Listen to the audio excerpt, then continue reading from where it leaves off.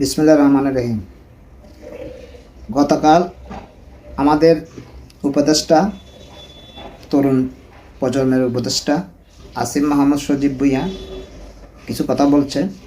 আমি আগে আমাদের তরুণ প্রজন্মের 3 জন আছে উপদেষ্টা পরিষদে, একজনের কথা তো একটু বাদ দিয়ে রাখি, কারণ উনি হচ্ছে মাস্টার মাইন্ড। ওনাকে নিয়ে কথা বলাটা খুব রিস্কি। উনি অনেক জ্ঞানী গুণী মানুষ। আর বাকি দুজন হচ্ছে নাহিদ ইসলাম আর আসিম মাহমুদ সজীব ভুঁইয়া। এই দুজনকে নিয়ে একটু কথা বলবো। গতকাল আসিম মাহমুদ কিছু কথা বলছেন, সেগুলো আমি আগে একটু পড়ে শোনাই, তারপর আমি আলোচনা করব। আসিম মাহমুদ বলতেছে, এই গণঅভ্যুত্থান যে এক দফা ছিল, তা হলো স্বৈরাচারী শেখ হাসিনার পতন ও ফ্যাসিবাদী ব্যবস্থার বিলোপ। আচ্ছা, এরকম দাবি এক এক এক এক এক এক দফা দাবি কখন দিছিলেন আপনারা? এরকম যে শেখ হাসিনার বিদায়, তারপর গণ অভ্যুত্থানে এক দফা দাবি ছিল স্বৈরাচারী হাসিনার পতন ও ফ্যাসিবাদী ব্যবস্থা বিলাপ। এরকম দাবি দিছিলেন আপনারা? আমি তো শুরু থেকেই আন্দোলনের সাথে আছি, খবর নিচ্ছি, খবর মোটামুটি আপডেট সব কিছু জানি, কখন কয় তারিখ কী হয়েছে না হয়েছে সব কিছু জানি। এইরকম দাবি আমি শুনি নাই। হাসিনার পতন শুধু একটাই দাবি শুনছিলাম, তখন এক দফা দাবি শেখ হাসিনার পতন, একটাই দফা ছিল শেখ হাসিনার পতন। এছাড়া এর সাথে আর কোনো লেস ছিল না। আচ্ছা, আপনারা এখন লেস লাগাইছেন তো। আরও কিছু কথা বলছে, আমি এগুলো একটু শোনাই আপনাদেরকে কি বলছেন। আচ্ছা, তারপর বলতেছে, ফ্যাসিবাদী ব্যবস্থা বিলোপ বলতে আমরা সুস্পষ্টভাবে বুঝি বাংলাদেশের প্রতিষ্ঠানগুলোকে ফ্যাসিজমের মধ্যে দিয়ে নিয়ে যাওয়া হয়েছে। বেশ ভালো কথা, নিয়ে যাওয়া হয়েছে। সব প্রতিষ্ঠানকে ধ্বংস অবস্থায় রেখে যাওয়া হয়েছে। হ্যাঁ, ঠিক, সব প্রতিষ্ঠানকে ধ্বংস করে দিয়েছে। আর্থিক প্রতিষ্ঠানগুলোকে ধ্বংস করা হয়েছে। হ্যাঁ, ঠিক, সেটাও ঠিক করা হয়েছে। সেই জায়গায় থেকে এক দফা বাস্তবায়নের জায়গা থেকে আমরা মনে করি সংস্কারের কার্যক্রম অত্যন্ত গুরুত্বপূর্ণ। কথা ঠিক। তারপর উনি বলতেছেন, শুধুমাত্র একটি নির্বাচন বা ভোটের জন্য এত মানুষ জীবন দেয় নাই। কথা একদম সত্য কথা, এখানে কোনো দ্বিমত থাকার কোনো কথা নেই। এতগুলো মানুষ জীবন দিয়েছে, সেটা তো আর এমনি এমনি দেয় নাই, শুধুমাত্র ভোটের জন্য তো দেয় নাই। ওসব আবার এখন এতগুলো মানুষ বলতো, এখন সংখ্যাটা বলতো একটু সন্দেহের মধ্যে থাকতে হচ্ছে, কারণ এতদিন বলে আসছিলাম 2000-এর অধিক বা 2000-এর কাছাকাছি, কিন্তু কয়েকদিন আগে একটা রিপোর্টে দেখলাম 800 কতজন। আপনারা যে দায়িত্ব নিয়ে এসেছেন, আপনারা যে স্পিড নিয়ে এসেছেন, জুলাই আগস্টের গণহত্যা নিয়ে যারা এসে আপনারা যে ক্ষমতায় বসছেন, তাদের তালিকাটা পর্যন্ত এখন করতে পারেননি। আপনি কি সংস্কার করবেন?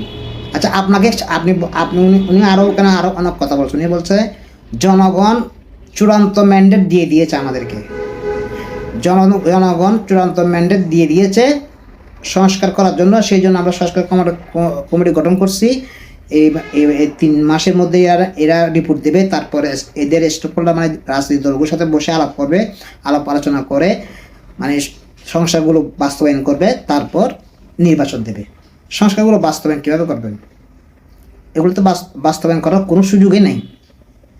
আপনারা সংস্কার প্রস্তাব দিতে পারবেন, সংস্কারের নিয়ম রেখা কীভাবে সংস্কার হবে, কীভাবে দেশ চলবে, সেটা একটা নিয়ম রেখা দিতে পারবেন যে, কিন্তু বাস্তবায়ন তো করতে পারবেন না। বাস্তবায়ন করতে গেলে তো আপনাকে সংসদ লাগবে, বাস্তবায়ন করতে গেলে সংসদ লাগবে, এবং সেই সংসদে জনগণের প্রতিনিধি লাগবে। জনগণের প্রতিনিধি হচ্ছে রাজনীতিবিদরা। তো সেই রাজনীতিবিদরা ছাড়া আপনারা কীভাবে সেই সংস্কারটা বাস্তবায়ন করবেন? বাস্তবায়ন তো করতে পারবেন না। এখানে একটা সমস্যা। আর একটা সময় আপনারা সংস্কার আমি আগেও বলছি, সংস্কার কমিটিতে কোনো একটি রাজনৈতিক দলের কাউকে নেওয়া উচিত ছিল। তাহলে অন্তত যখন তাদের সাথে বসবেন, তারা কোনো মানে বিরোধিতা করতে পারতো না, কারণ তখন আপনারা বলতে পারতো যে আপনাদের লোক তো ছিল এখানে, এটা বলতে পারতেন, কিন্তু আপনারা সেই সুযোগ রাখেন নাই। আচ্ছা, একটি দেশে প্রধান সংস্কার বলতে আপনার কথায় আসিফ মাহমুদের কথাই বলি, শেখ হাসিনা এমন একটা সেক্টর নাই বাংলাদেশে যেটা ধ্বংস করা নাই। তো আপনারা কি সবগুলা সেক্টর সংস্কার করার পর নির্বাচন দিবেন? তার মানে 15 বছরে যে ক্ষতিটা করছে সেটা তো মেরামত করতে 30 বছর লাগবে। তাহলে আপনারা কি 30 বছর পর নির্বাচন দিবেন? এই 30 বছর পর্যন্ত আপনারা ক্ষমতা থাকবেন? আপনাদের ক্ষমতার ম্যান্ডেট জনগণ চূড়ান্ত ম্যান্ডেট দিয়ে দিছে? কই, আমি তো ম্যান্ডেট দিই না, আমার তো ম্যান্ডেট আমি দিয়ে নাই, আমি তো আপনাকে ভোট দিয়ে নির্বাচিত করি নাই, আমি আমার মতামত দিয়ে আপনাকে নির্বাচিত করি না। আপনার যেমন ভোট আছে আমারও ভোট আছে। আপনি জ্ঞানী লোক, অনেক বিচক্ষণ লোক, তরুণ, কর্মদক্ষতা আছে, সব কিছু আছে, কিন্তু আমি অশিক্ষিত, লেখাপড়া করি নাই। পার্থক্য থাকলো আপনার যেমন একটা ভোট আমারও একটা ভোট। আচ্ছা, তো আপনারা এই সবগুলা সংস্কার করার পর ভোট দিবেন, মানে 15 দুগুণ এই সংস্কারগুলো এই দেশটাকে ঠিক করতে 30 বছর সময় লাগবে। 15 বছর যেখানে লাগছে নষ্ট করতে, সেটা ঠিক করতে 30 বছর লাগবে। তারপরে আমরা 30 বছর পর নির্বাচন দেবেন, তাই না? আচ্ছা, আপনারা সংস্কার করার জন্য কাকে আনছেন? একটি দেশ চলার জন্য, একটি দেশ কিভাবে চলবে, দেশের অর্থনীতি কী হবে, দেশের ভবিষ্যৎ কী হবে, দেশ কি পরিকল্পনা নিয়ে এগোবে, দেশের জনগণের কি অধিকার থাকবে, দেশ মানে মোটামুটি একটি দেশ কিভাবে পরিচালনা করবে, তার জন্য একটা ছোট্ট একটা বইয়ের দরকার, কয়েক পৃষ্ঠার একটা বইয়ের দরকার। সেই বইটাকে আমরা সংবিধান বলি। যেটা ছিল সেটা ছিল আওয়ামী লীগের দলীয় নোটবুক। তো আমরা সেই দলীয় নোটবুক চাই না, আমরা জনগণের জন্য একটা নোটবুক চাই। সেই নোটবুক বা সংবিধান আপনি তৈরি করতে কাকে দিয়েছেন? একজন আমেরিকান নাগরিককে।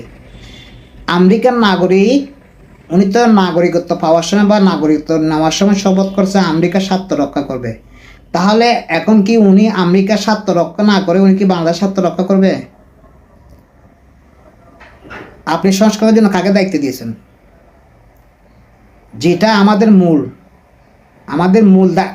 মূল কাজ, যেটার উপর বাংলাদেশ নির্ভর করবে, বাংলাদেশ কীভাবে চলবে সেটা নির্ভর করবে।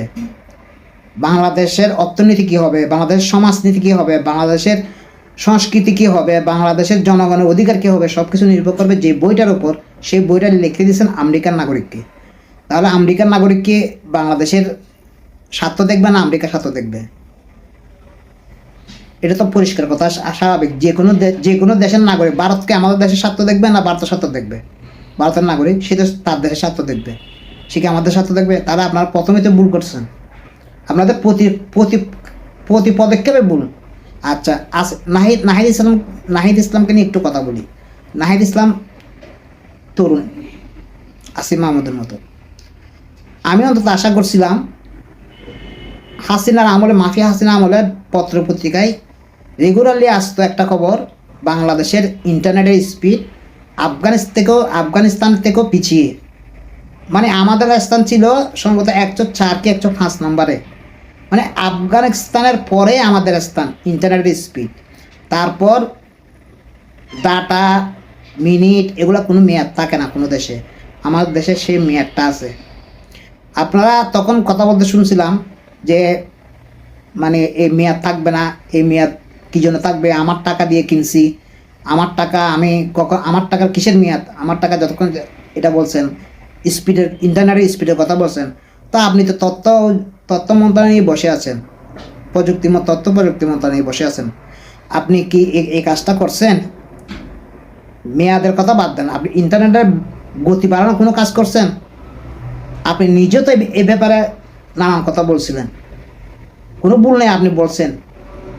প্রকাশ্য না হোক, যখন আমজনতা ছিলেন তখন বলছেন, তো খুব ছিল আপনার মধ্যে, হ্যাঁ আফগানিস্তানের পরেই আমাদের স্থান হবে, এরকম আক্ষেপ আপনার মধ্যেও ছিল, তো আমাদের মধ্যেও ছিল। তো আপনি তো তথ্য প্রযুক্তি মন্ত্রণালয়ের মধ্যে আছেন, তো আপনি কী করছেন? শুধু মানে এইটুকু বলি, আপনাকে তো আর বেশি কিছু বলতেছে না, অনেক বড় বড় কাজ বাকি রয়েছে, ওগুলো ওদিকে আমি তাকাচ্ছি না, আমি সামান্য দিক দেখা দিলাম আপনাকে, সেটাও করতে পারছেন, পারেন নাই। তাহলে আপনারা কীভাবে দেশটাকে এগিয়ে নেবেন? কোনো অবস্থাতে পারবে না। আর আপনারা চাচ্ছেন ক্ষমতার মানে বুক বিলাসিতা, আর যে বলতেছেন এতগুলা জনগণ বুটের জন্য জীবন দেয় নাই, তো আপনারা বলেন ঠিক দেয় নাই, কী জন্য দিছে? আপনাদেরকে ক্ষমতা বসিয়ে রাখার জন্য? 6 দিনে 28 বার শীত বস্ত্র বিতরণ নামে হেলিকপ্টারে চড়ার জন্য? আসিফ মাহমুদ আপনাকে বলছি, 6 দিনে 28 বার হেলিকপ্টারে চড়ার জন্য, শীত বস্ত্র বিতরণের জন্য, এই কাজের জন্য আপনাকে বসাইছে। সুন্দরী কোটায় যিনি আছেন উপদেষ্টা, উনি কি পলিথিন থাকবে কি থাকবে না এটা নিয়ে কাজ করার জন্য ওনাকে উপদেষ্টা বানানো হয়েছিল? এরকম আরও অনেক আছে। আপনারা সবাই সবার নিজের স্বার্থ চিন্তা করতেছেন, আপনাদের নিজেদের আখের গোছাচ্ছেন, আপনারা ক্ষমতাটাকে উপভোগ করতে চাচ্ছেন। সেই জন্য নির্বাচনের কথা শুনলে আপনাদের মাথা ঘুরায়, আপনাদের পেটে কামড়ানি চলে উঠে, আপনাদের পেটের মধ্যে কামড়ানি শুরু হয়ে যায় নির্বাচনের কথা শুনলে। কারণ আপনারা তো বুক বিলাস তখন আর করতে পারবেন না, সেই জন্য আপনাদের মাথা খারাপ হয়ে যায়। না হয় আপনি 6 দিনে 28 বার হেলিকপ্টারে করে কি দরকার ছিল শীত বস্ত্র বিতরণ করার জন্য? কেন প্রতিটা এলাকায় ইউনো ডিসি এসপি এগুলো ছিল? এগুলো নাই। প্রতিটা এলাকায় জনগণের প্রতিনিধি মোটামুটি কেউ একজন নাই যাদেরকে দেওয়া যায় এগুলা। এগুলা তো রাজনৈতিক দলগুলো সরকারে আসলে তখন তারা করে এগুলা, যেহেতু 5 বছর এরা কী করবে, এগুলা করে করে দিন কাটায়। তা আপনি তো আসছেন একটা মহান দায়িত্ব নিয়ে, সেই দায়িত্বটা পালন করেন, আপনার কাজ তো না। শীত বস্ত্র বিতরণ করা আপনার কাজ তো না। হেলিকপ্টারে করে 6 দিন 28 বার 6 দিন 28 বার হেলিকপ্টারে ভ্রমণ করা তো আপনার কাজ না। আর নাহিদ ইসলাম, আপনি তথ্য প্রযুক্তি নিয়ে বসে আছেন, সামান্য ইন্টারনেটের গতি। আফগানিস্তানের পিছনে আমরা, সেটা ঠিক করতে পারেন নাই, সেটা বাড়াতে পারেন নাই। তা আপনারা কী সংস্কার করবেন? দেশের যে মূল বইটা হবে সেই বইটার দায়িত্ব দিয়েছেন আমেরিকার নাগরিককে, আপনারা কী সংস্কার করবেন? আপনারা নির্বাচনের কথা শুনলে আপনাদের পেট কামড়ানো শুরু হয়ে যায়। তা আপনাদের সাথে সাথে কিছু সুবিধাভোগী, যাদের কোনো ব্যক্তি নেই, যাদের কোনো বুট নেই, যাদের কোনো সংগঠন সেরকম সারা বাংলাদেশের সংগঠন নেই, যাদের রাজনীতির শিকড় গভীরে না, তারা গভীরে নেওয়ার জন্য, সংগঠনকে শক্তিশালী করার জন্য বছরের পর বছর অপেক্ষা করতে চাচ্ছে যাতে নির্বাচন না হয়, তারা যেন শক্তিশালী হতে পারে।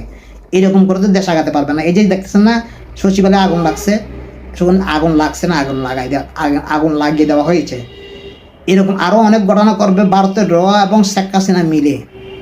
আপনারা সেগুলো টাকা দিতে পারবেন না, আপনারা আন্দোলন করতে পারবেন, আমি কথা বলতে পারবো, আমি সমালোচনা করতে পারবো, আমি আপনাদের বুটুরি ধরে দিতে পারবো, কিন্তু আমি কাজগুলো করতে পারবো না, কারণ ওই কাজগুলো আমার দ্বারা হবে না।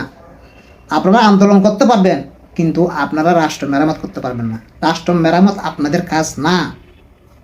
রাষ্ট্র মেরামত রাজনীতিবিদদেরকে দিয়ে করতে হয়, যার কাজ তাকে করতে হয়। আমি নিজের কথা বলছি, আমি কথা বলতে পারবো, আমি সমালোচনা করতে পারবো, কিন্তু আমি যে কাজদের সমালোচনা করতেছি সেই কাজটা আমি করতে পারবো না, সেই যোগ্যতা আমার নাই। সেটা রাজনীতিবিদরা করবে, সেটা যোগ্য লোকেরা করবে। আপনার কাজ না এতগুলা, আপনারা যে পরিকল্পনা এগোচ্ছেন এগুলো আপনাদের কাজ না।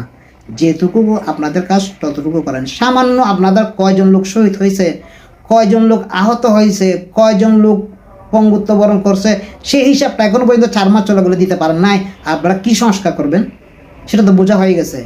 তারপরে এই যে আপনি কালকে কথা বলছেন, সবগুলো পত্রপত্রিকা আসছে, সবগুলো পত্রপত্রিকার কমেন্টগুলো পড়ে দেখিয়েন আপনার সম্বন্ধে কি বলছে। এখানে মাহফি হাসিনাকে যে ভাষায় কথা বলছে আপনাকে সেভাবে কথা বলছে। আর আপনি আরেকটা কথা বলছে, আমরা জনগণের চূড়ান্ত ম্যান্ডেট নিয়ে, মানে আমাদেরকে জনগণ পাঠিয়েছে। সে একই কথা তো শেখ হাসিনা বলতো। 24 ইলেকশনের পর দিনে শেখ হাসিনা বলছে জনগণ বিপুল ভোটে আমাকে নির্বাচিত করেছে। 18 মধ্যরাতে নির্বাচন করার পর তারপর দিন সকালে বলছে জনগণ বিপুল ভোটে আমাকে নির্বাচিত করেছে। তার জনগণের দোহাই দিচ্ছেন কেন? কথায় কথায় জনগণের দোহাই দেন। জনগণ কি বলছে আপনাদেরকে? গিয়ে খানা বলছে আমরা সব যেন আমাদের সাথে। আমার কথা আমি বলতেছি, আপনার কথা আপনি বলবেন। সব জনগণকে একসাথে করে ফেলেন না, এটা শেখ হাসিনার স্টাইল। দয়া করে বোঝার চেষ্টা করুন, দেশকে বাঁচানোর চেষ্টা করুন, দেশকে একটা শান্তির দিকে এগিয়ে নেওয়ার চেষ্টা করুন। যার কাজ তাকে করতে দিন। আজকে পর্যন্ত সবাই ভালো থাকবেন। আল্লাহ হাফেজ।